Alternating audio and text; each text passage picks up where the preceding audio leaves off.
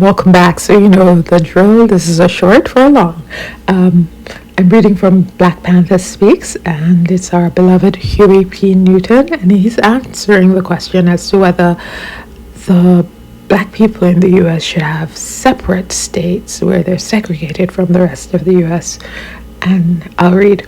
The Black Panther Party's position is that the black people in the country are definitely colonized and suffer from the colonial blight more than any ethnic group in the country, perhaps with the exception of the Indian or indigenous peoples, but surely as much as the Indian population.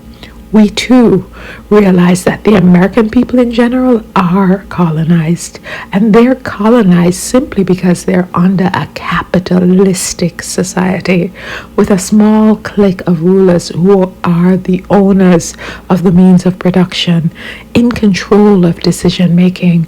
They're the decision making body.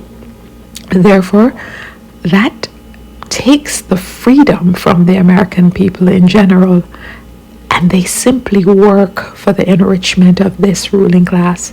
As far as blacks are concerned, of course, we're at the very bottom of this ladder. We're exploited not only by the small group of the ruling class, we're oppressed and repressed by even the working class whites in the country. And this is simply because the ruling class, the white ruling class, uses the old Roman policy of divide and conquer. In other words, the white working class is used as pawns or tools of the ruling class, but they too are enslaved.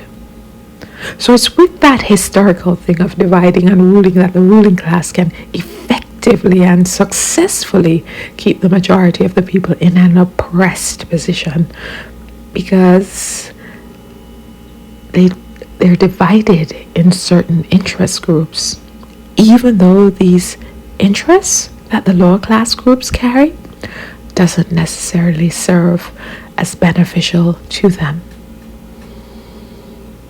Tell me what you think. Thanks for listening.